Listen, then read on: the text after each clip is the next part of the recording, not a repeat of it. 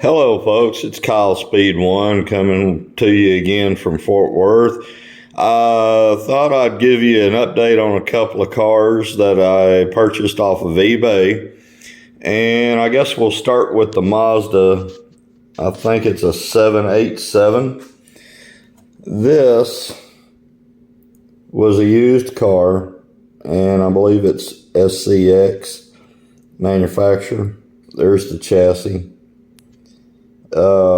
This was originally painted up into the famous brightly colored Mazda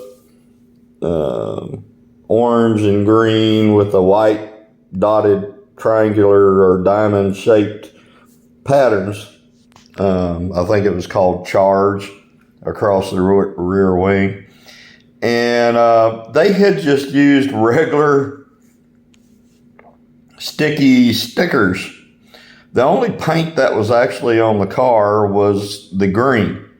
The body was already molded into the orange color. And I turned around and bought the slotted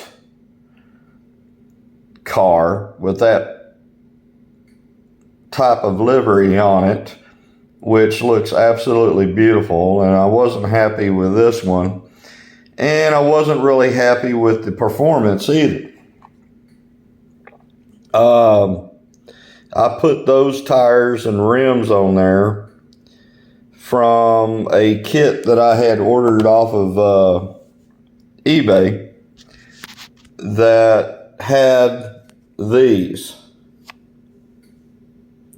Okay. And it's Slot Invasion USA. It's got the 2 aluminum rims, 2 tires,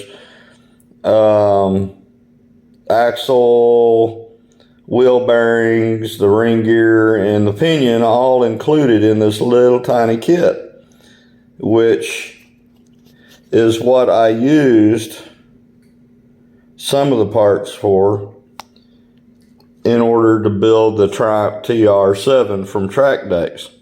Okay, so I used the rims and the tires from the Slot Invasion kit on this Mazda, and it runs 110% better. Those rims are absolutely straighter than a pin.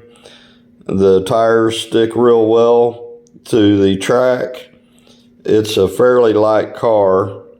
I'm not done with the car yet. I still got to put a couple of coats of clear. The decals I ordered off of eBay of an actual car that actually raced, so that was cool. Now the next one is a cute little son of a gun. It's an NSU. Let me get it up there. It's an NSU. I love the Castrol colors on it and the gold rims, and there's the engine up underneath there. It is a cute little car. And I bought it mainly, again, off of eBay because I've gotten into the little cars like the Scalextric MGB. Okay. And I had to have some comparable cars, of course, to race with and against. Now I've got those 2 MGBs. I've got this NSU. I've got the TR4. And the other little car is a Fiat 124 that I bought used off of eBay. It runs really good, sticks to the track real well. It's in good condition. It's an SCX also. And I'm not really familiar with SCX. I mean, that Mazda is. And I take it back. The NSU should be a Revell.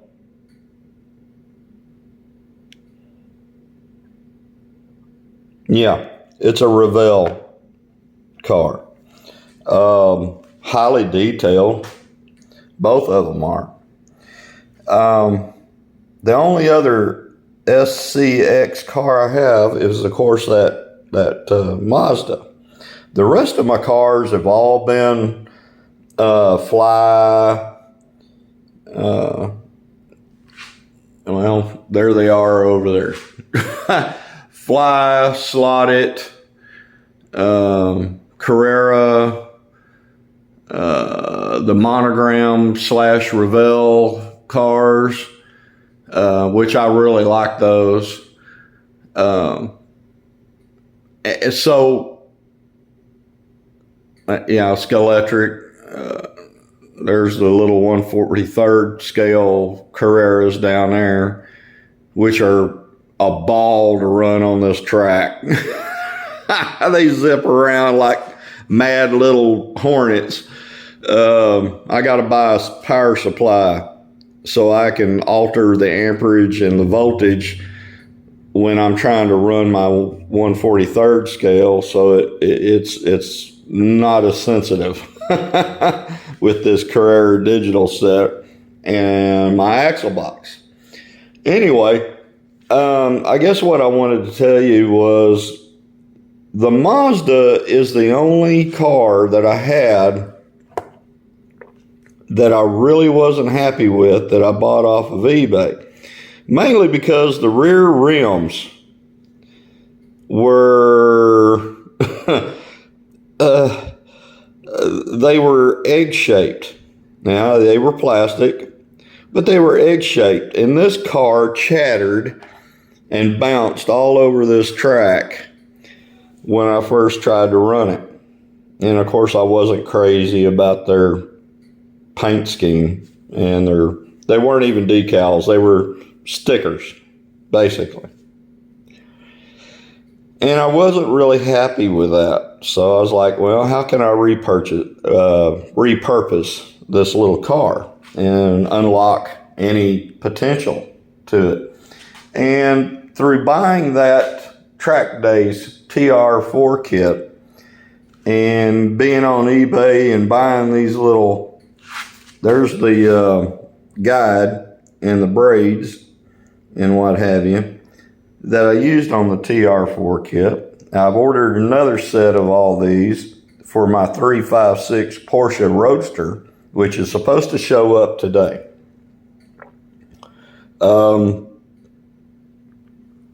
Yeah, when I put those rims and tires on from Slot Invasion, that turned into a wonderful, easy to control car on the track. No more egg-shaped rims and cruddy tires and all that. It sticks like glue to the track. And like I said, that's the only car that I was dissatisfied with that I had purchased off of eBay. I really don't have here in Fort Worth a slot car club or dedicated hobby store, so I've been buying most of my stuff from manufacturers on the internet like Racetrack Scenics and off of eBay in order to work with this track and have a collection of cars.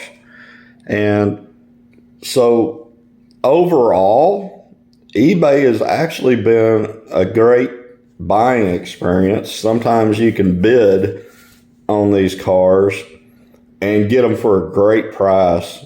I think the only cars that I have that are what I would constitute as being exorbitant is that NSR P68 you see, and the Revo slot Datsun 510, that I won from DNA Slot Cars on their 1,000 subscriber deal they had on YouTube.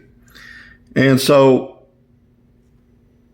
it's a good resource if you're patient, if you watch. Sometimes you get good offers for some of these cars. And most of these, yes, are analog. Okay. But with that axle box, I can run analog and digital. Okay. And so it's not a bad setup. Now there's the Ferrari that I painted black and decaled.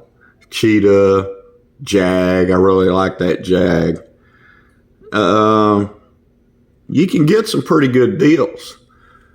Now those GT40s, I painted the rims and I painted them in the Gulf colors from a car that had the Playboy bunny girl on it, and I didn't like that, so I'd put them off into 90% alcohol, stripped the paint and the decals and took out all the details and what have you, painted them the Gulf blue and the Gulf orange, and ordered decals for them off of eBay.